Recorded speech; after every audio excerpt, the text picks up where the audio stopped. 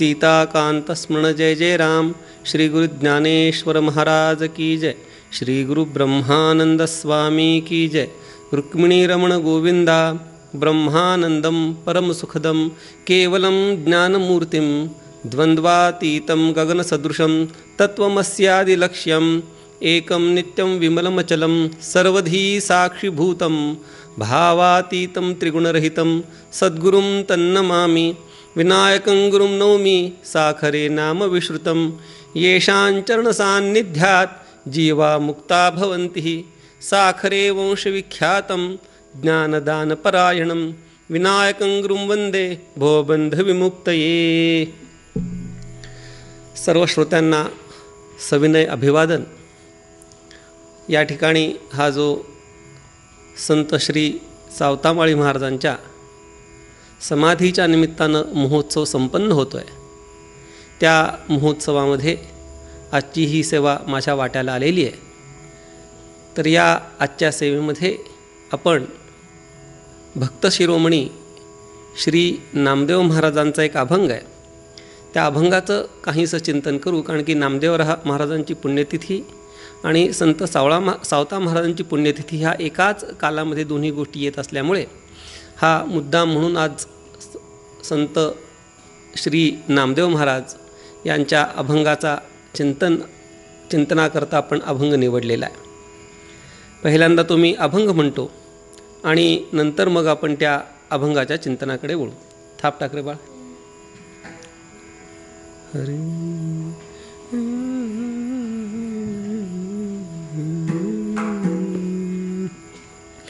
चक्रवाक पक्षी वियोगे बाहती, चक्रवाक पक्षी वियोगे बाहती।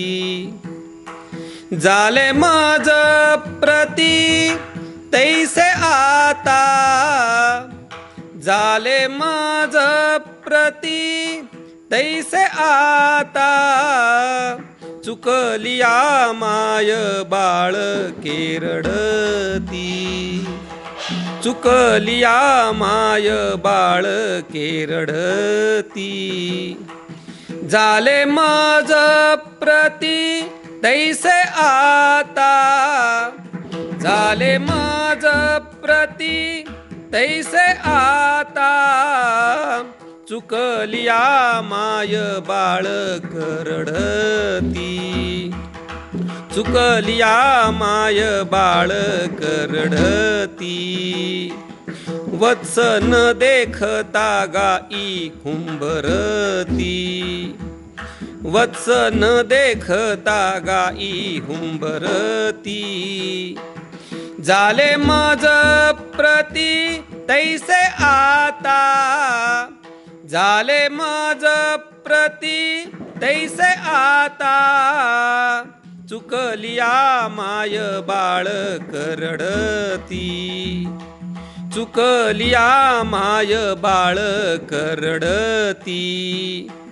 जीवना वेगळे मत्स्य तळमळती, जीवना वेगळे मत्स्य तळमळती। जाले मज प्रति तैसे आता, जाले मज प्रति तैसे आता। चुकलिया माय बाळ करडती, चुकलिया माय बाळ करडती। नामा म्हणे मज ऐसे वाटे चित्ती, नामा म्हणे मज ऐसे वाटे चित्ती।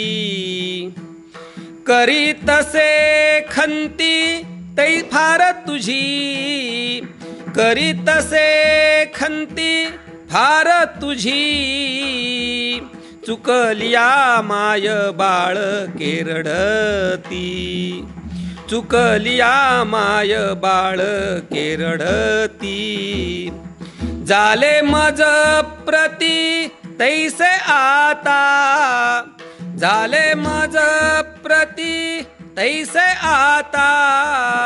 चुकलिया माये बाळ करडती, चुकलिया माय बाळक रडती.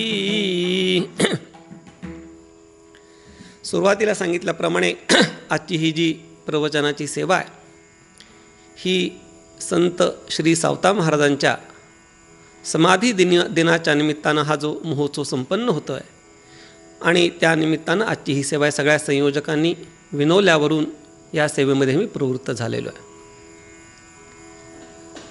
वारकरी संप्रदायाचा जर आपण विचार करायला गेलो तर वारकरी संप्रदायामध्ये वेगवेगळ्या जातीमध्ये संतांचा जन्म झालेला आहे. कशाकरता वेगवेगळ्या जातींमध्ये या संतांनी अवतार घेतलेला आहे याचा जर आपण सूक्ष्मतेने विचार केला तर आपल्याला असं लक्षात येईल की कोणत्याही जातीमध्ये जन्माला येऊन आपण परमार्थ करू शकतो आणि आपण आपल्या स्वतःचा उद्धार करून घेऊ शकतो हे सिद्ध करण्याकरता, हे आपल्यासारख्या सर्वसामान्यांना दाखवण्याकरता सर्व जातींमध्ये संतांचा अवतार झालेला आहे. संत सावता महाराजांचा जर आपण विचार करायला गेलो तर माळी जातीमध्ये संत सावता महाराजांचा अवतार हा झालेला आहे. संत सावता महाराजांचे अनेक अभंग प्रसिद्ध आहेत. त्यापैकी एक प्रसिद्ध असा आहे की कांदा मुळा भाजी अवघी विठाबाई माझी, लसूण मिरची कोथिंबिरी, असा एक संत सावता महाराजांचा अभंग सुप्रसिद्ध आहे. त्यामध्ये सावता महाराज सांगतात की कांदा मुळा भाजी अवघी विठाबाई माझी. म्हणजे सावता महाराजांनी आपल्यासमोर कोणता आदर्श ठेवला आहे तर आपलं जे स्वकर्म आहे ते स्वकर्म करत असताना सुद्धा आपल्याला परमार्थ करता येतो हा आदर्श सावता महाराजांनी आपल्यासमोर ठेवलेला आहे.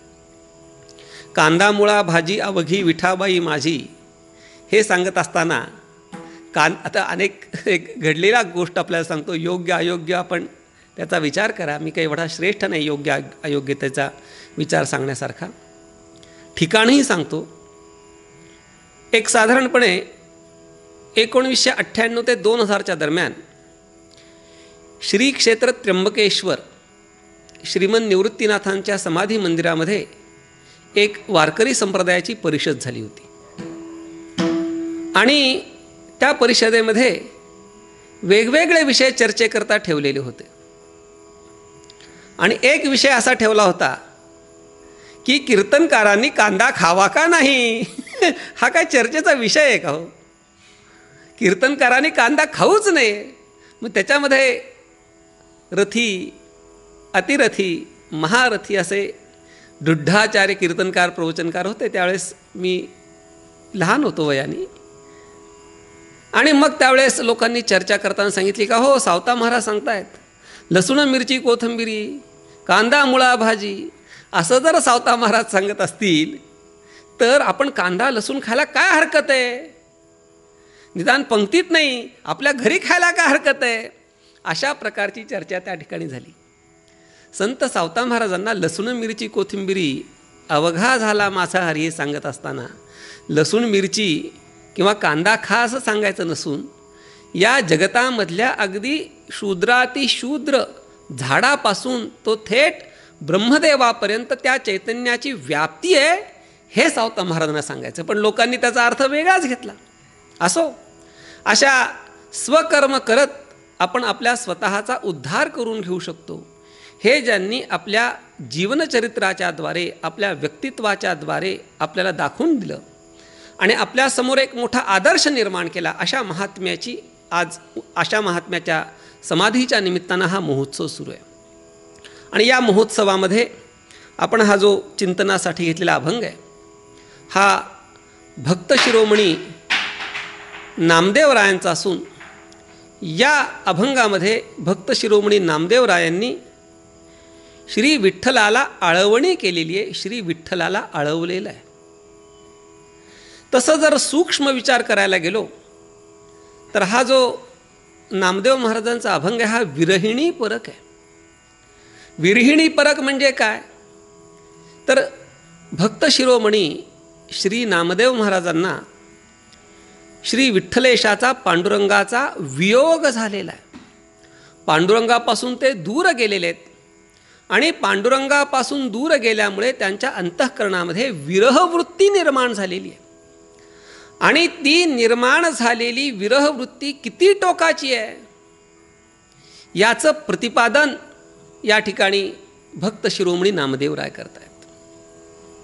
या अभंगामध्ये नामदेवरायांच्या अंतःकरणामध्ये असलेली आर्तता आपल्याला दिसून येते.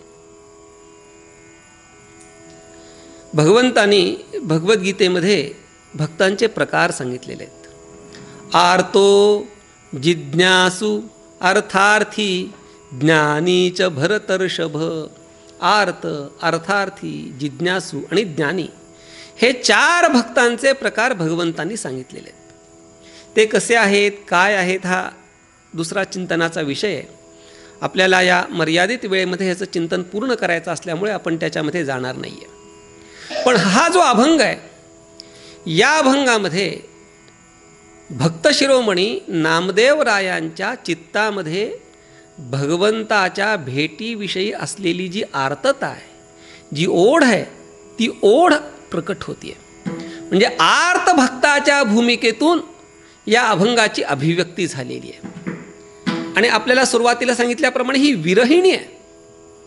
संत वाङ्मयामधल्या जेवढ्या विरहिणी आहेत त्या विरहिणी चिंतनीय आहेत. पुन्हा कधी प्रसंग आला तर आपण निश्चित त्यांचं चिंतन करू. तर या विरहिणी प्रकारामधला, म्हणजे विरहिणी प्रकरण नाही, विरहिणी प्रकार, तर विरहिणी प्रकारामधला हा भक्त शिरोमणी नामदेवरायांचा अभंग आहे. आणि सुरुवातीला सांगितल्याप्रमाणे भगवंताचा विरह झाल्यामुळे, वियोग झाल्यामुळे नामदेव महाराजांची जी झालेली अवस्था, ती नामदेव महाराजांची झालेली अवस्था वेगवेगळी उदाहरणं देऊन या ठिकाणी नामदेवराय स्पष्ट करतात. तर नामदेवरायांनी या ठिकाणी जे पहिलं उदाहरण सांगितलेलं आहे, जे पहिलं उदाहरण दिलेलं आहे, ते चक्रवाक पक्षाचं दिलेलं आहे. संस्कृत साहित्य असो किंवा संतवाङ्मय असो, या संस्कृत साहित्यामध्ये, संतवाङ्मयामध्ये विरहाचा विषय आला की आपल्याला बऱ्याच ठिकाणी चक्रवाक पक्षी भेटतो. हा चक्रवाक पक्षी आहे बरं का, वस्तुस्थितीने आहे. आणि संतवाङ्मयामध्ये त्याचं ज्याप्रमाणे वर्णन आलेलं आहे त्याप्रमाणे तो आहे. चक्रवाकाचा जो विषय आलेला आहे त्याची अजून स्पष्टता होण्याकरता आपण थोडंसं ज्ञानेश्वरीमध्ये डोकावू. 16व्या अध्यायामध्ये माऊली ज्ञानोबारायांनी जे मंगलाचरण केले, मावळवीत विश्वाभासू नवले उदयला चंडांशू अद्वयाब्जिनी विकासू वंदू आता, त्या मंगलाचरणामध्ये या चक्रवाक पक्षाचं उदाहरण माऊली ज्ञानोबारायांनी दिलेलं आहे. माऊली ज्ञानोबाराय सांगतात, शब्दाची आसकडी भेद नदीच्या दोही थडी आरडत विरह वेडी बुद्धी बोधू, तया चक्रवाकाचे मिथुन सामरस्याचे समाधान भोगवी जो चिद्गगन भुवन दिवा. काय माऊली ज्ञानोबारायांची अलौकिक प्रतिभा आहे, काय माऊली ज्ञानोबाराय सांगतायत. स्तिमित व्हावं, चकित व्हावं, अशा प्रकाराने माऊली ज्ञानोबाराय सांगतायत. माऊली ज्ञानोबाराय त्या चक्रवाकाचं उदाहरण देत आहेत. आणि चक्रवाकाचं उदाहरण देताना माऊली ज्ञानोबारायांची दृष्टांत कुशलता, उदाहरणपटुता आपल्याला दिसून येते. माऊली ज्ञानोबाराय आपल्या सद्गुरूंचं वर्णन करतायत. आणि आपल्या सद्गुरूंचं वर्णन करताना जो उदाहरण दिलेलं आहे ते उदाहरण कशाचं आहे? चक्रवाक पक्षाचं आहे. त्या चक्रवाक पक्षाची थोडीशी विशेषता मी आपल्याला सांगतो. हे चक्रवाक पक्षी नेहमी जोडीने राहतात, एकटे कधी राहत नाहीत. म्हणजे पक्षी आणि पक्षिणी असे जोडीने ते राहतात. दुसरी गोष्ट, जे त्या जोडीदाराची निवड करतात तो जोडीदार ते बदलत नाही. हल्ली मानवांमध्ये जोडीदार पकडले जातात, सोडले जातात, काय काय काय काय घडतं, काय काय होतं ते आपण त्या फॅमिली कोर्टामध्ये व्यवहारामध्ये बघा, म्हणजे आपल्या लक्षात येईल. ते हे सांगण्याचं ठिकाण नाही आहे. म्हणजे चक्रवाक पक्षाचं जे उदाहरण दिलेलं आहे, तो चक्रवाक पक्षी कसा आहे, आपल्या जोडीदाराबरोबर कायम राहतो आणि आपला जोडीदार बदलत नाहीत. ज्या जोडीदाराची निवड करतो त्या जोडीदाराशी तो एकनिष्ठ राहतो, असं त्या चक्रवाक पक्षाबद्दल सांगितलं जातं. दुसरी गोष्ट, या चक्रवाक पक्षाला रात्री एवढ्या व्यवस्थित रीतीने ज्ञान होत नाही. हे चक्रवाक पक्षी दिवसभर एकत्र राहतात आणि रात्र झाली की रात्र झाल्यानंतर मात्र या चक्रवाक पक्ष्यांची काय होते, चुकामुक होते. आणि त्या पक्ष्यांची जेव्हा चुकामुक होते आणि चुकामुक झाल्यानंतर त्यांची होणारी अवस्था आणि नंतर त्यांचं होणारं पुनर्मिलन, या अनुषंगाने माऊली ज्ञानोबा राय वेदांतशास्त्रामधला एक उच्च सिद्धांत या ठिकाणी सांगतात. माऊली ज्ञानोबा राय सांगतात, शब्दाची आसकडी भेद नदीच्या दोही थडी आरडत विरह वेडी बुद्धी बोधू. दोन पक्षी आहेत. एक पक्षी आहे बुद्धी आणि दुसरा पक्षी आहे बोध. बुद्धी ही कुठल्या लिंगाची आहे, स्त्रीलिंगाची आहे. आणि बोध हा काय आहे, पुल्लिंगी आहे. म्हणजे माऊलींची दृष्टांत कुशलता, उदाहरण पटुता किती आहेत बघा. म्हणजे जोडीदार सांगायचे असताना एक स्त्रीलिंगी आणि दुसरा पुल्लिंगी. मग त्या चक्रवाकाचं जे उदाहरण आहे, त्या चक्रवाकाच्या उदाहरणामध्ये पण काय असतो, एक पक्षी असतो आणि दुसरी पक्षिणी असते. त्याचप्रमाणे या ठिकाणी माऊली ज्ञानोबा राय सिद्धांताचं प्रतिपादन करताना एक पक्षी आहे बुद्धी, म्हणजे ती पक्षिणी आहे, आणि बोध हा पक्षी आहे. रात्र झालेली आहे आणि रात्र झाल्यानंतर हे बदकासारखी पक्षी आहेत. कोण? हे चक्रवाक पक्षी कसे आहेत, बदकासारखे आहेत. ते पाण्याच्या जवळ राहतात कायम. किती सूक्ष्म निरीक्षण माऊली ज्ञानोबा रायांचं, विचारायची सोय नाही. म्हणजे ती बाभळीच्या झाडावर डोंगरावरचं उदाहरण माऊली ज्ञानोबा राय नाही देते. कुठलं उदाहरण देतात, पाण्याच्या जवळचं उदाहरण देत आहेत. एक नदी आहे आणि त्या नदीचं नाव आहे भेद नदी. आणि ती भेद नदी कशी आहे, ती अशी सपाट जमिनीवरून नाही चालत आहे. ती भेद नदी अशी दरीतनं वाहती आहे.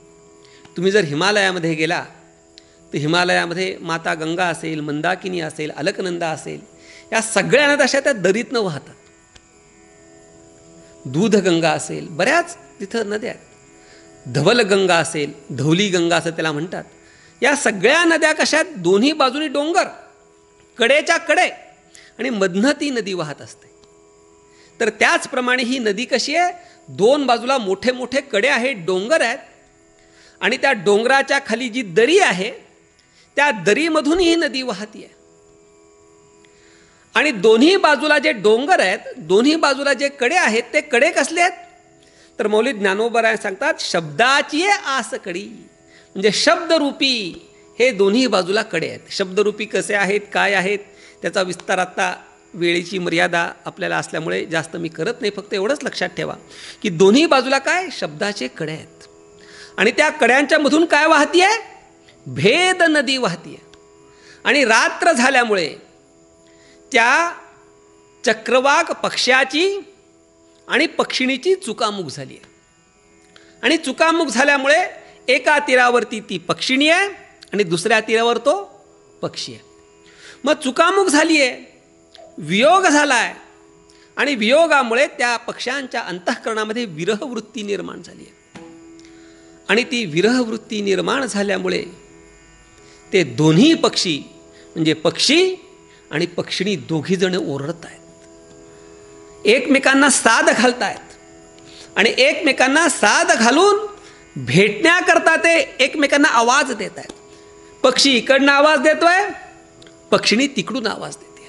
मग त्यांच्या लक्षात येतं की बाबा पक्षी पलीकडे राहिला आहे. पक्षाला लक्षात येतं की पक्षिणी पलीकडे राहिली आहे. मग त्याच्या लक्षात आल्यानंतर तो पक्षी उडून पलीकडच्या तीराला जातो आणि पक्षिणी पलीकडच्या तीराहून अलीकडच्या तीरावर येते. भेट होत नाही. पुन्हा ते ओरडायला लागतात. पुन्हा ओरडायला लागल्यानंतर तो इकडे ती तिकडे, तो इकडे ती तिकडे, तो इकडे ती तिकडे, असं रात्रभर त्यांचं चालू राहतं. आणि हे त्यांचं ओरडणं, हे त्यांचं एकमेकांना साथ देणं, तेच या ठिकाणी सांगतात. शब्दाची आसकडी भेद नदीच्या दोही थडी आरडत विरह वेडी. किती सुंदर आहे. विरहानी वेडी झालेली ती दोघं ओरडतायत. कोण दोघं? बुद्धी आणि बोध. बुद्धीला बोधाकडे जायचं असतं आणि बोधाला बुद्धीकडे यायचं असतं. पण या अज्ञानरूपी रात्रीमध्ये एकमेकांना ते साद घालतात. पण साद घातला तरी त्या दोघांची काय होते? चुकामुक होत असते. मग पुढे प्रश्न असा निर्माण होतो, या बुद्धीची आणि बोधाची गाठ होते का नाही? का सारखी चुकामुकच होत राहते? हा तिकडे तो इकडे, हा इकडे तो तिकडे, असंच सारखं होत राहतं. त्याचं स्पष्टीकरण माऊली ज्ञानोबा सांगतात. तया चक्रवाकाचे मिथुन सामरस्याचे समाधान भोग वीजो चिद गगन भुवन दिवा. श्री गुरुरूपी जो सूर्य आहे, त्या श्री गुरुरूपी सूर्याला माऊली ज्ञानोबा काय म्हणतात? भुवन दिवा. किती सुंदर. भुवन दिवा म्हणजे काय? संपूर्ण आपला हा दिवा काय करतो? आपल्या या घराला प्रकाशित करतो. मग संपूर्ण जगताला प्रकाशित करणारा दिवा कोणता आहे? सूर्य. म्हणून त्या सूर्याचं दुसरं नाव काय? भुवन दिवा. किती सुंदर शब्द आहे. आणि हा श्री गुरुरूपी जो भुवन दिवा आहे, श्री गुरुरूपी जो सूर्य आहे, तो सूर्य, हा सूर्य कुठे उगवतो? आकाशामध्ये उगवतो. मग हा जो श्री गुरुरूपी सूर्य आहे, तो श्री गुरुरूपी सूर्य कुठे उगवतो? चिद गगनामध्ये, चिदाकाशामध्ये, चिदाकाशात चैतन्यरूपी आकाशामध्ये तो उगवतो. म्हणून या अज्ञानरूपी अंधकार, अज्ञानरूपी जी रात्र आहे, ती रात्र कधी संपते? चिद गगनामध्ये सद्गुरुरूपी भुवन दिव्याचा म्हणजे सूर्याचा उदय झाल्यानंतर ही रात्र संपते.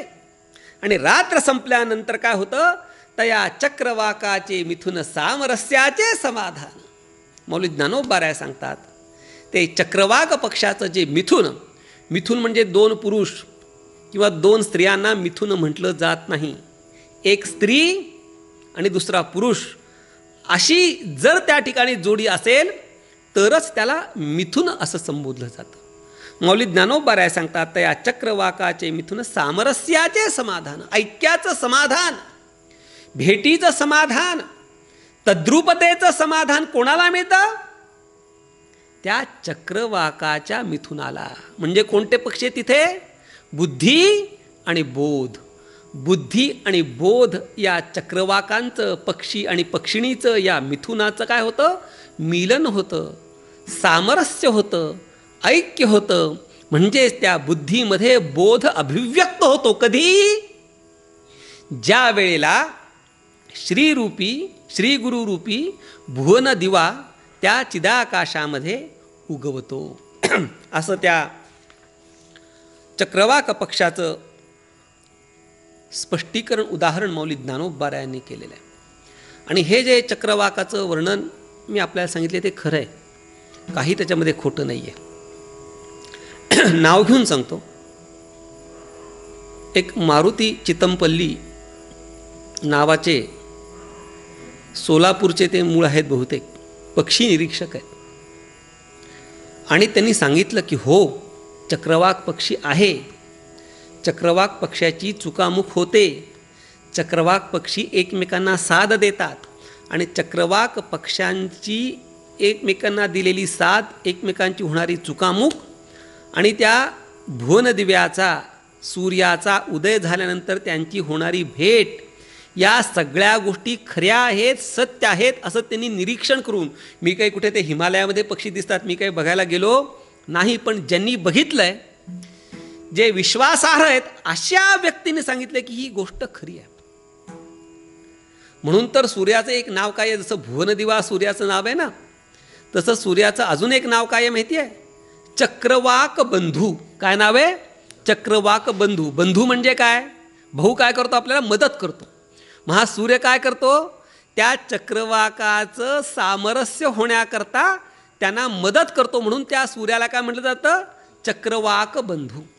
असे हे चक्रवाक पक्षी आहे. म्हणून विरहाचं उदाहरण देताना अनेक ठिकाणी संस्कृत वाङ्मयात असो अथवा या संत वाङ्मयात असो, या चक्रवाक पक्षाचं उदाहरण या विरहाकरता अनेक ठिकाणी दिलं जातं. मौली ज्ञानोबारायसुद्धा या ठिकाणी या चक्रवाकाचंच उदाहरण देतात. आणि भक्त शिरोमणी नामदेव रायसुद्धा या ठिकाणी विरहाच्या बाबतीत चक्रवाकाचंच उदाहरण देत आहेत. कोणाचा विरह झाला आहे, कोणाशी विरह झाला आहे, तर या ठिकाणी श्री पांडुरंगाचा विरह झालेला आहे. कोणाला झालेला आहे, भक्त शिरोमणी नामदेवरायांना झालेला आहे. आणि भक्त शिरोमणी नामदेवरायांना झालेला जो विरह, त्या विरहामध्ये होणारा जो त्रास, त्या विरहामध्ये होणारी जी संतप्तता, त्या संतप्ततेचं स्पष्टीकरण भक्त शिरोमणी नामदेव महाराज सांगतायत.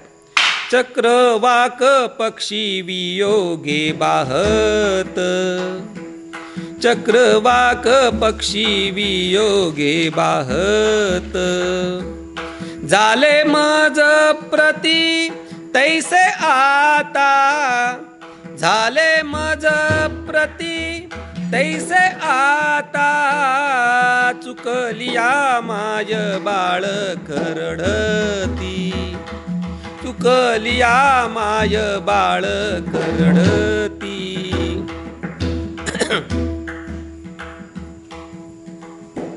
चक्रवाक पक्षी आहे आणि चक्रवाक पक्ष्यांचा काय झालाय, वियोग झालाय. रात्रीमुळे काय झालाय, वियोग झालाय. आणि त्या काय करतात, बाहत. बाहत म्हणजे साद देणे, एकमेकांना ते साद देत आहेत.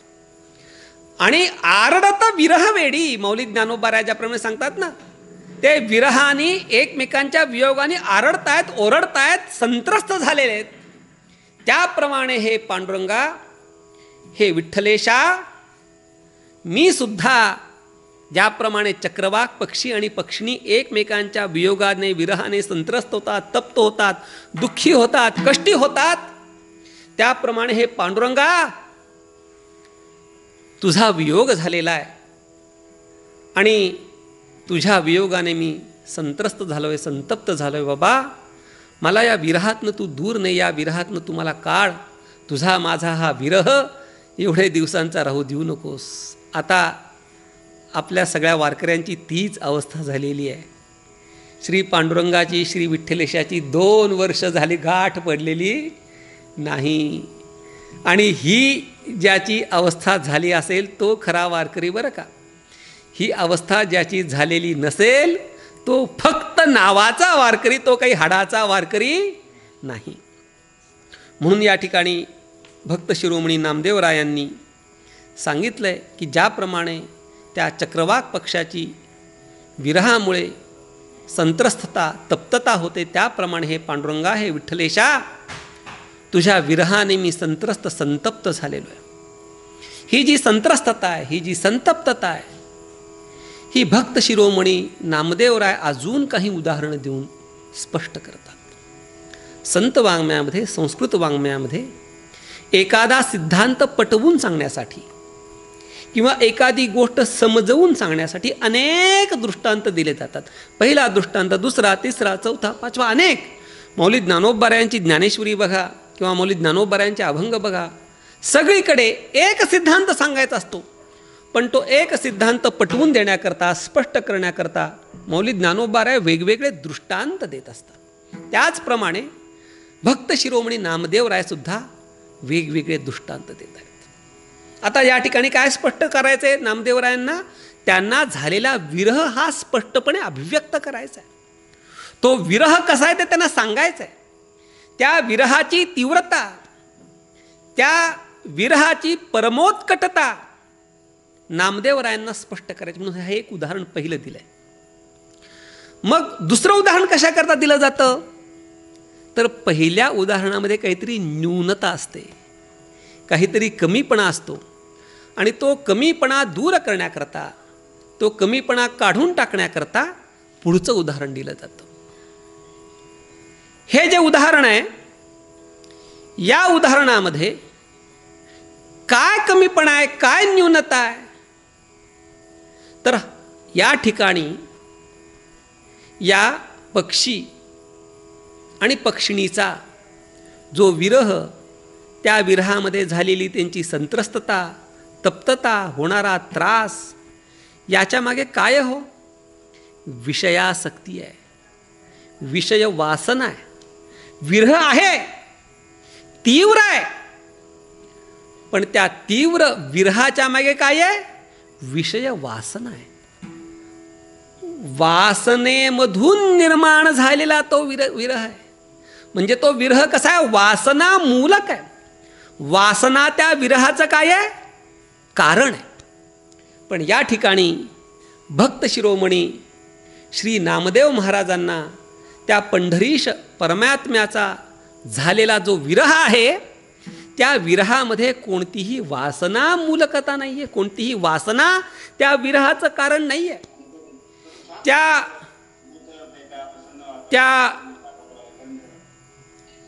वासनेच्या मधून निर्माण झालेला जो विरह आहे तो योग्य नाही आहे एवढा.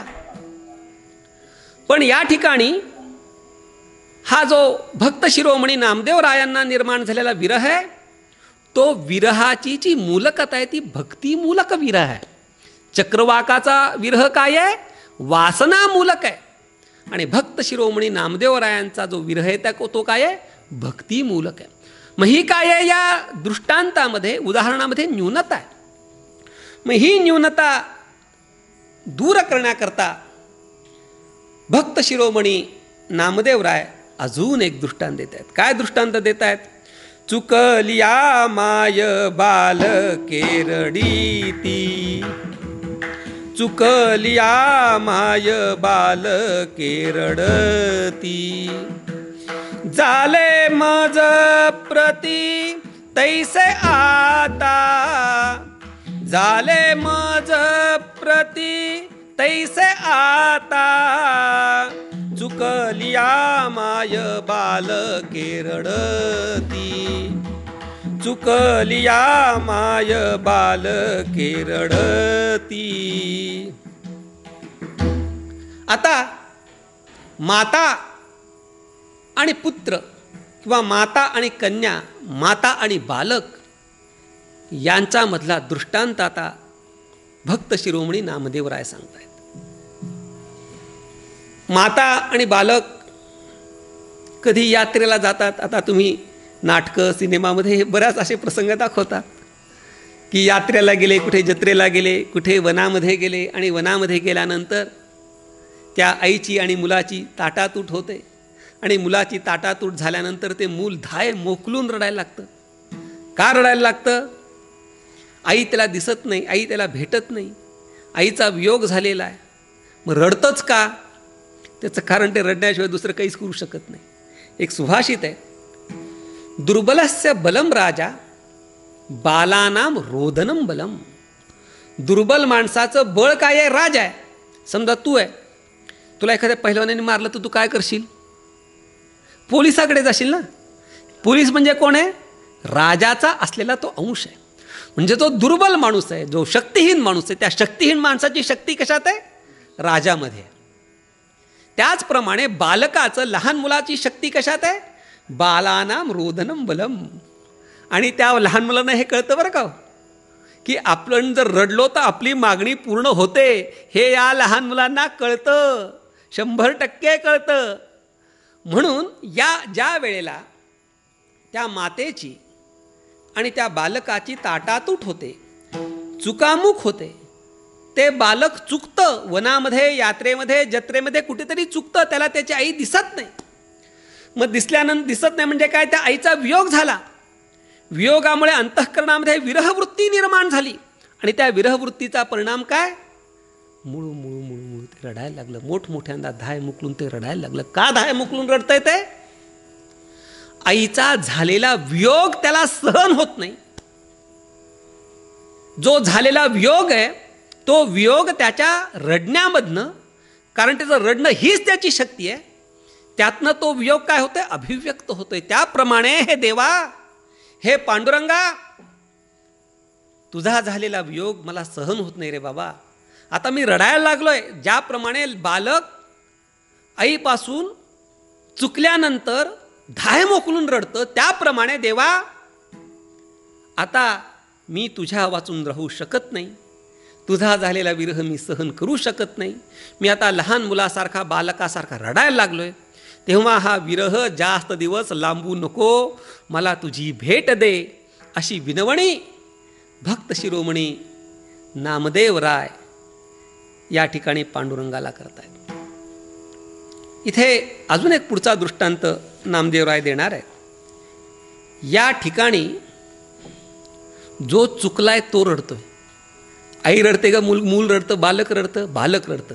आई मुलाला शोधते, आई रडत बसत नाही. कोण रडतंय? बालक रडतंय. पण ह्याच्या विपरीत दृष्टांत आता भक्त शिरोमणी नामदेवराय देणार आहेत. तो आहे वत्साचा आणि गाईचा. नामदेवराय सांगतायत, वत्स न देखता गाई हुंबरती, वत्स न देखता गाई हुंबरती, झाले मज प्रती तैसे आता, झाले मज प्रती तैसे आता, चुकलिया माये बालक रडती, चुकलिया माये बालक रडती. गाईचा आणि वासराचा दृष्टांत भक्त शिरोमणी नामदेवराय देत आहेत. नामदेवराय सांगतायत की वासरू आहे आणि ते वासरू गाईपासून दूर गेलंय, आणि ज्या वेळेला वासरू गाईपासून दूर जातं त्यावेळेला ते वासरू हंबरत नाही, ते वासरू हंबरडा फोडत नाही. तर हंबरडा कोण फोडते? गाय हंबरडा फोडते. गाय हंबरते, गाईला दुःख होतं. वासराला होणाऱ्या दुःखापेक्षा कित्येक पटीने दुःख त्या गाईला होतं. खरी गोष्ट आहे, वस्तुस्थिती आहे. ज्यांनी सवत्स धेनूचं, धेनू म्हणजे सवत्स आहे, धेनूचं म्हणजे गाईचं पालन केलेलं आहे. गाईचं ज्यांनी दोहन केलं, गाईचं शोषण नाही केलं पाहिजे. गाय ही माता आहे आणि गाईचं दोहन केलं पाहिजे. दोहन आणि शोषण याच्यामध्ये जमीन आसमानाचा फरक आहे. प्रत्येक गोष्टीमध्ये आपण दोहनामधली आणि शोषणामधली जी सीमा आहे ती व्यवस्थित लक्षात ठेवली पाहिजे. आपलं जीवन, आपलं आयुष्य, व्यक्तिगत जीवन, सामाजिक जीवन, समष्टी जीवन जर आपल्याला सुचारू रीतीनं, चांगल्या रीतीनं जर पुढे न्यायचं असेल तर माणसाला दोहन आणि शोषण याच्यामधलं फरक लक्षात आला पाहिजे. माता पृथ्वीचं दोहन केलं पाहिजे, शोषण करता कामा नये. वसुंधरेचं काय केलं पाहिजे? दोहन केलं पाहिजे, शोषण करता कामा नये. गाईचं दोहन केलं पाहिजे, शोषण करता कामा नये. गाईचं दोहन कोण करतं आणि शोषण कोण करतं एका वाक्यात सांगून पुढे जातो. गोचिड गाईचं शोषण करतं आणि वासरू वत्स गाईचं दोहन करतो. दोहनामुळे गाईला आनंद मिळतो, शोषणामुळे गाईला त्रास होतो. ज्यांनी गाईचं दोहन केलंय त्यांच्याही लक्षात येईल की वासरू जर गाईच्यापासून दूर नेलं तर गाय हंबरडा फोडते. आता नवीन नवीन कृत्या आल्यात बऱ्याच. मी प्रयोग केला, नाईलाजाने केला. चुकीचा आहे हा प्रयोग करणं, पण मी केला काही कारणामुळे, नाईलाज असतो. आम्ही एक गाय आणली आणि गाय व्यायली ती, आणि व्यायल्यानंतर 2च दिवसामध्ये तिचं वासरू गेलं. आणि वासरू गेल्यानंतर ते दूध काढावं अशी आमची कोणाचीच भान नव्हती. तीर्थरूप गुरुवर महाराज असतील, आईसाहेब असतील, चिदंबर असेल, मी आमची कोणाचीच भावना नव्हती की गाईचं दूध काढावं. कारण तिचं वासरू गेलंय, ती दुःखात आहे बिचारी. आणि ती इतकी ही बापरे, म्हणजे आपण नाही कल्पना करू शकत नाही, इतकी ती दुःखाविघ्न होते, शोकाविघ्न होत असते. मग नाईलाजाने त्यावेळेला आम्ही दूध काढलं. दूध काढल्यानंतर मग काय, थोडे दिवस गेल्यानंतर ते दूध पिऊन बघितलं तर खारट, इतकं खारट की मीठ कमी खारट असेल एवढं ते दूध खारट. म्हणजे तिचे अजून दूध देण्याचे दिवस आहेत, तरी सुद्धा दूध कसं आहे? खारट आहे.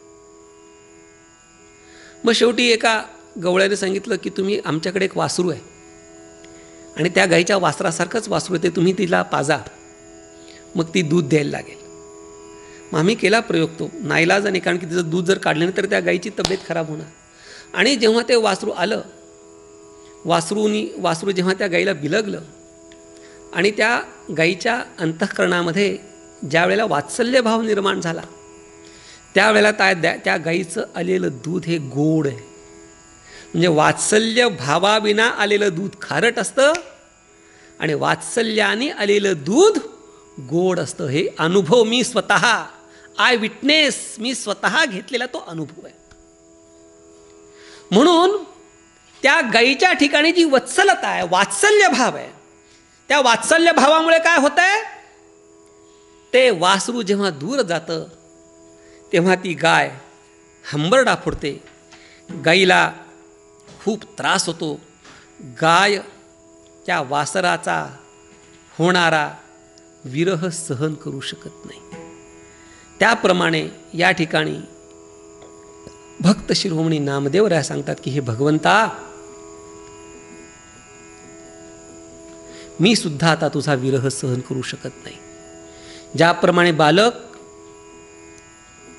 चुकल्यानंतर त्याच्या आईचा विरह सहन करू शकत नाही,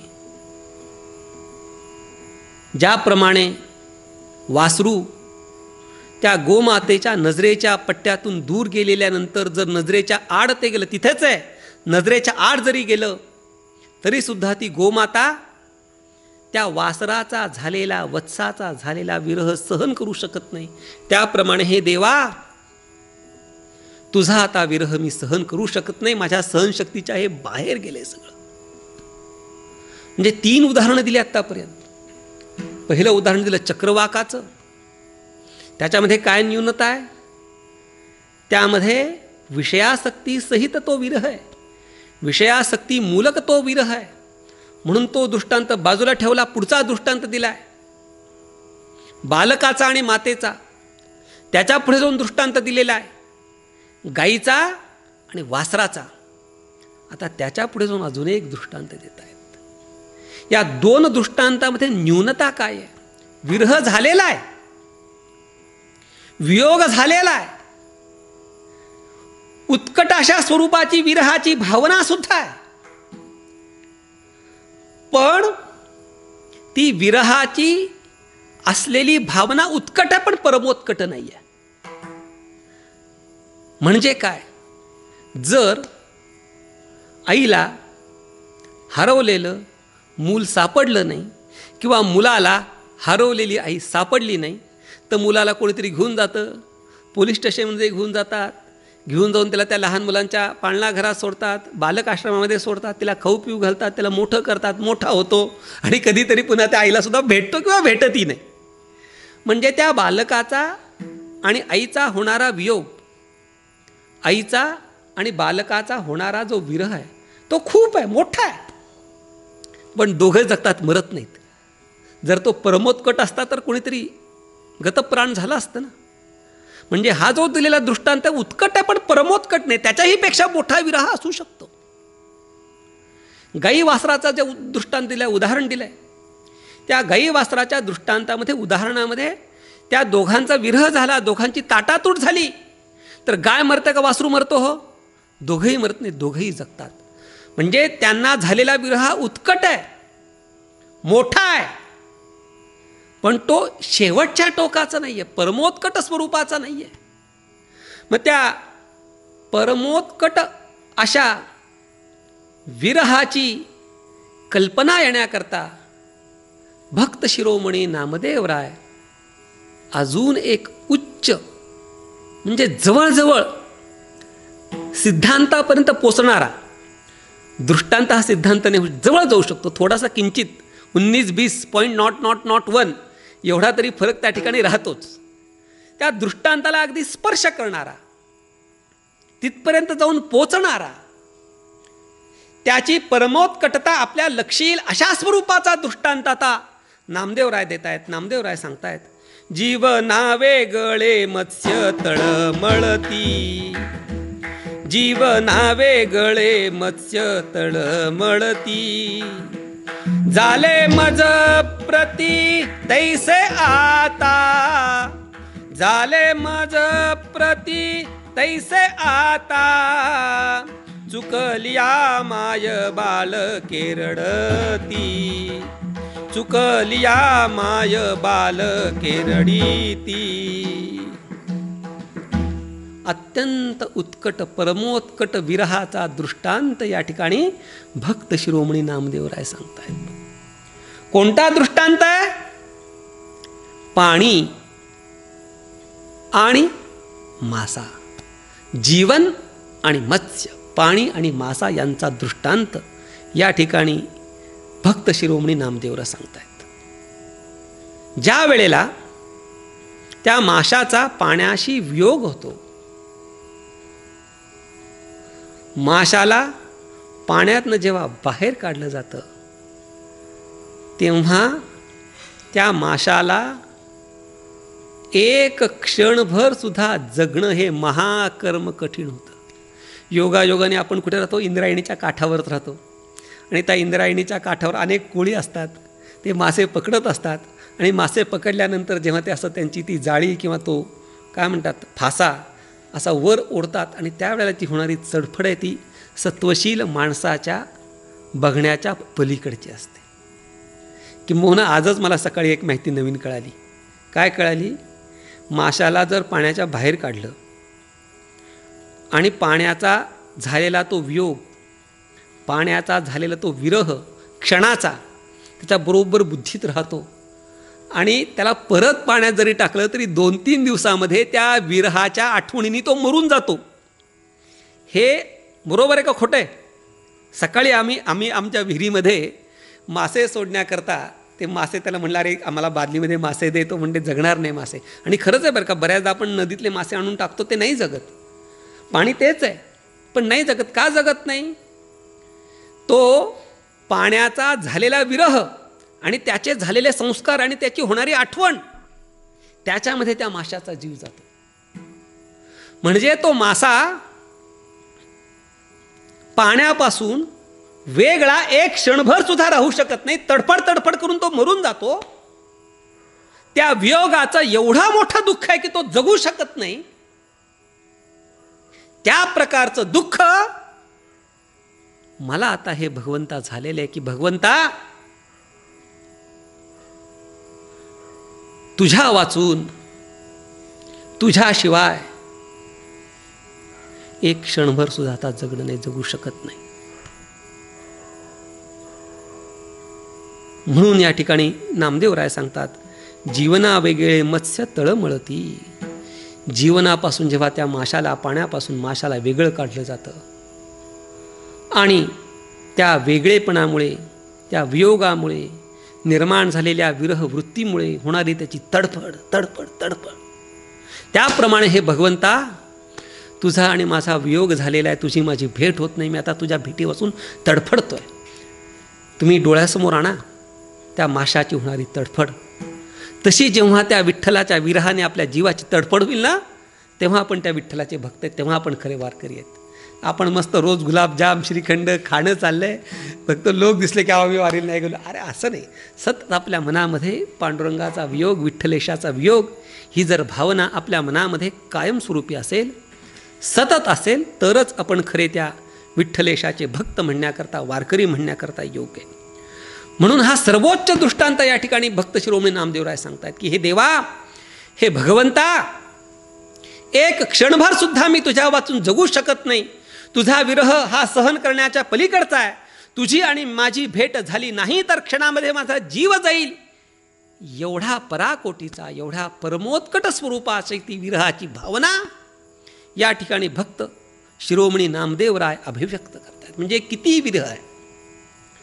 सर्व संत वाङ्मयामध्ये या विरहाच्या अनुषंगाने आलेल्या अभंग आहेत. किंबहुना नामदेवरायांचे अनेक अभंग आहेत. काही निमित्तानं त्याचा अभंगांचं मी आता चिंतन करतोय. तर अनेक अभंग आहेत. त्या अनेक अभंगामध्ये नामदेवरायांची जी आर्तता इतकी अभिव्यक्त होती की विचारायची सोय नाही. एक आठवलं म्हणून सहज सांगतो की कीर्तनाच्या मर्यादेविषयी नामदेवराव इतका सूक्ष्मतेने लिहितात. मंगलाचरणाविषयी मी एक वृत्तपत्रामध्ये लेख लिहिला आहे, आपण वाचला असेल कोणी. ज्यांनी नसेल वाचला त्याच्याकरता नवीन, ज्यांनी वाचला असेल त्याला आवृत्ती.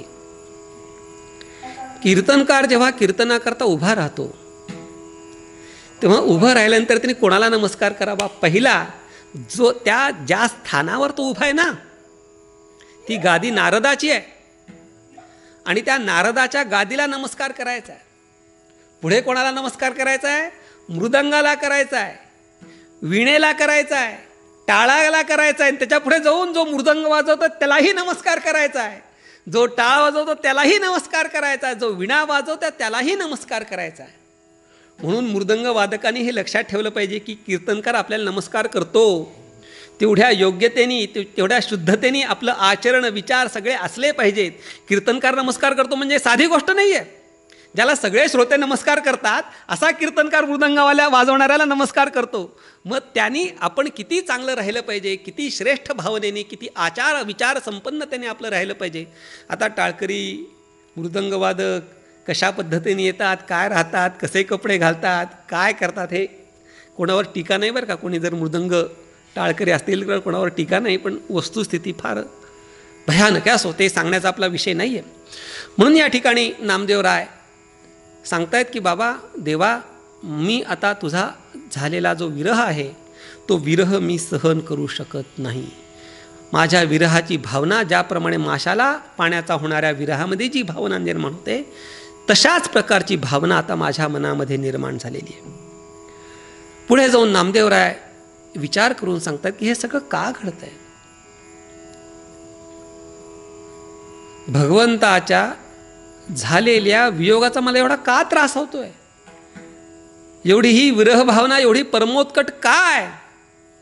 त्याचा जेव्हा विचार करतायत, त्याचा विचार केल्यानंतर नामदेवरायांना हे लक्षात येतं. हे सगळं चरित्र रूपाने ध्यानात घ्या बरं का. नामदेवराय हे साक्षात सगुण साक्षात्कारी संत आहेत आणि त्या संतांच्या जीवनामध्ये असं काही आहे असं मला सांगायचं नाही, पण त्यांनी ज्या भूमिकेतून अभंग त्यांच्या मुखातून अभिव्यक्त झाला आहे किंवा अभंग अभिव्यक्त होत असताना त्यांच्या अंतःकरणाची जी भूमिका आहे त्या भूमिकेतून मी हा विचार सांगण्याचा प्रयत्न करतोय.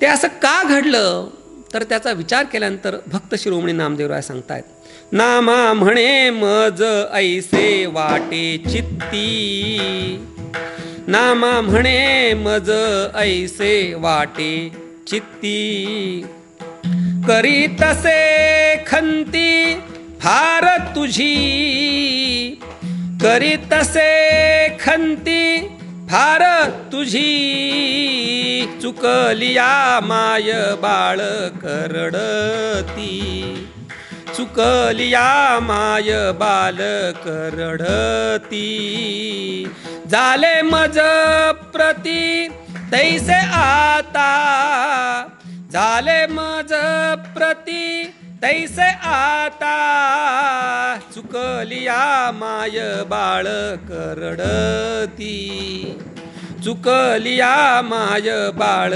करडती. नामदेवराय भक्त शिरोमणी आहेत, सगुण साक्षात्कारी संत आहेत. ते सांगतायत नामा म्हणे मज ऐसे वाटे चित्ती. विचार केल्यानंतर, अंतर्मुख झाल्यानंतर, थोडंसं डोकं खाजवल्यानंतर आपल्या परिभाषेमध्ये माझ्या असं लक्षात आलं, हे सगळं का घडतंय? करीतसे खंती फार तुझी. खंत म्हणजे विचार चिंतन असं या ठिकाणी. खंत म्हणजे दुःखाचा अर्थ नाही या ठिकाणी. खंत म्हणजे विचार चिंतन. भगवंता, माझ्या अंतःकरण वृत्तीचा विषय तूच आहेस. तुझ्या वाचून दुसरा कोणताही माझ्या अंतःकरण वृत्तीचा विषय नाहीये. सतत मी तुझंच चिंतन करत असतो आणि मी तुझंच चिंतन करत असल्यामुळे तुझ्या वियोगापासून होणारं दुःख हे मोठं आहे. व्यावहारिक रीतीने सांगतो तुम्हाला. आता तुझे वडील तुझ्या इथे आहेत का? नाही आहेत. तुझे वडील आहेत का तुझ्या इथे? खूप दुःख होतंय का? का नाही होते? कारण की तू वडिलांचा विचार डोक्यामध्ये तुझ्या दिवसातनं फार कमी वेळा येतो. जर तुझ्या वडिलांचा विचार जर तुझ्या डोक्यात सारखा आला तर काय होईल? रडत बसशील तू. तुझ्या आईचा विचार जर तुझ्या डोक्यात सतत आला तर काय होईल? रडत बसशील. मग का रडत नाही आहेस? तुझ्या आई वडिलांचा तुझ्या डोक्यामध्ये सारखा विचार येत नाहीये. एखादा पाहुणा आपल्याकडे येणार असतो, तो पाहुणा नाही आला की आपल्याला जास्त त्रास होतो, कारण की डोक्यात त्या पाहुण्याच्या येण्याचा विचार असतो. तीर्थरूप गुरुवर्य महाराज सांगतात, जावई बापू येणार असतात 10 वाजता, सासूबाई 9:30 पासून दारात जाऊन बसतात. अजून काय नाही, अजून कायला 10 अजून 1 मिनटं 2 मिनटं 5 मिनटं तिला युगाहुनी वडील निमिषमानी, अशा प्रकारची तिची अवस्था, कारण की तो विचार सतत चालू आहे. भक्त शिरोमणी नामदेवराय सांगतात की भगवंता, माझ्या अंतःकरण वृत्तीचा विषय तुझ्या वाचून दुसरा काही नाही आहे. मी तुझंच चिंतन करतो सतत, आणि मी तुझंच चिंतन सतत अविरत रीतीने अखंडपणे करत असल्यामुळे तुझी आणि माझी गाठ होत नाहीये. तू माझ्यापासून दूर गेलेला आहेस.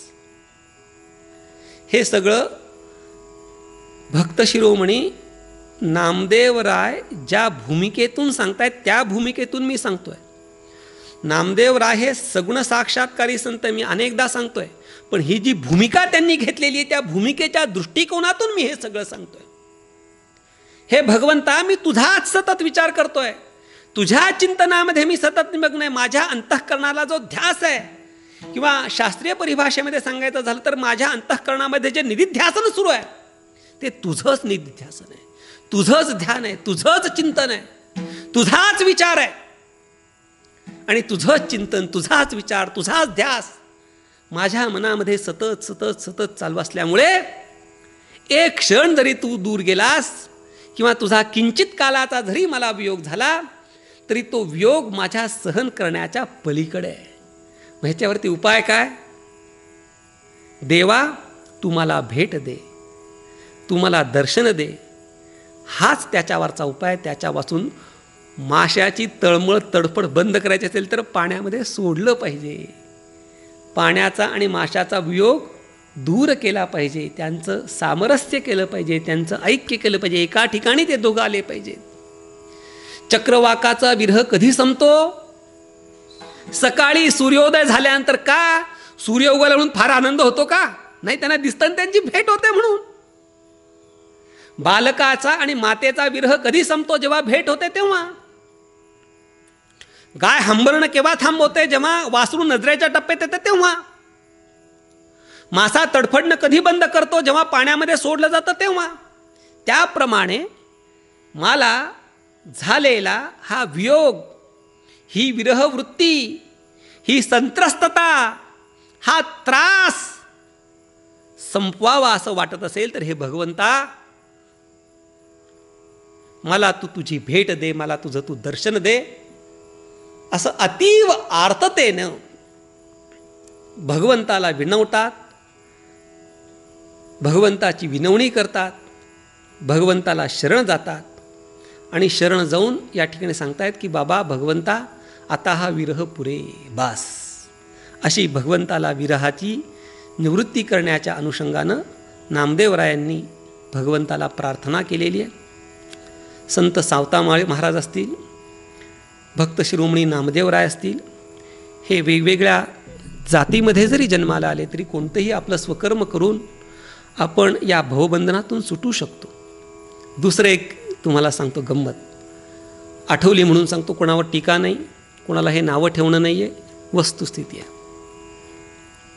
मी कधी हे बोलत नाही, माझ्या स्वभावामध्ये नाही हे बोलणं, पण नाईलाजाने बोलतो, कारण की हे कुठेतरी दूर झालं पाहिजे. या गोष्टी आपल्या वारकरी संप्रदायामधून दूर गेल्या पाहिजेत, म्हणून हे मला सांगावंसं वाटतंय.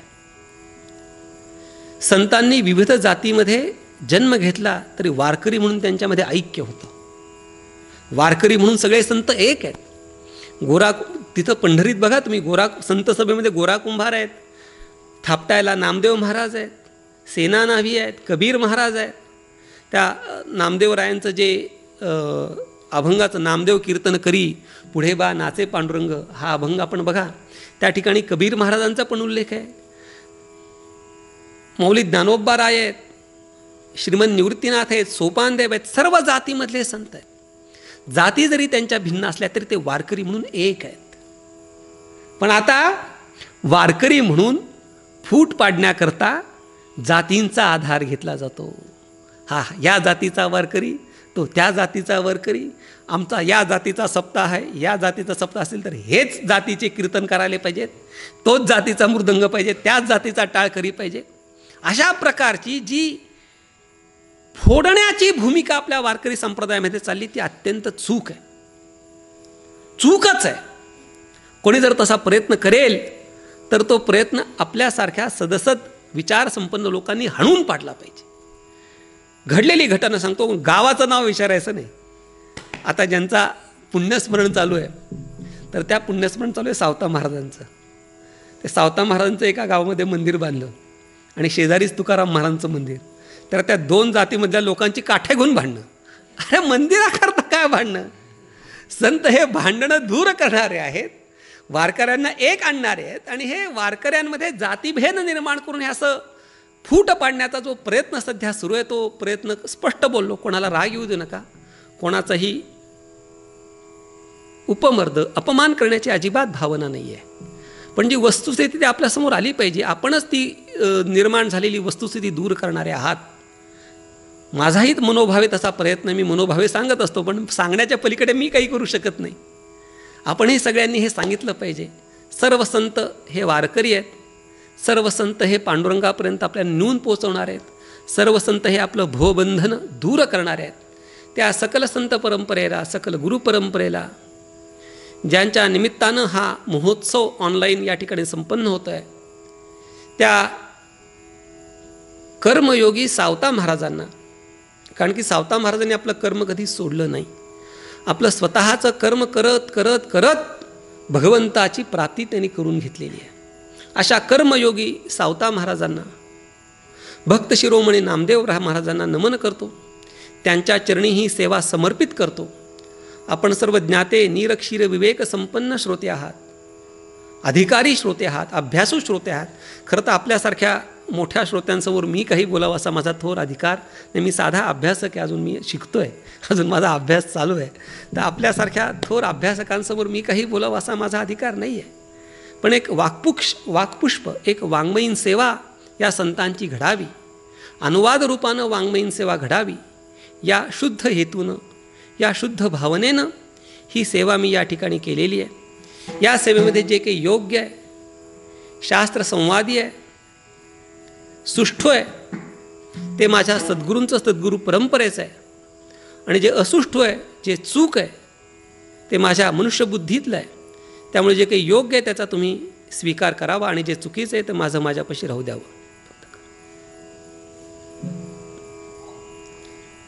धन्यवाद महाराज.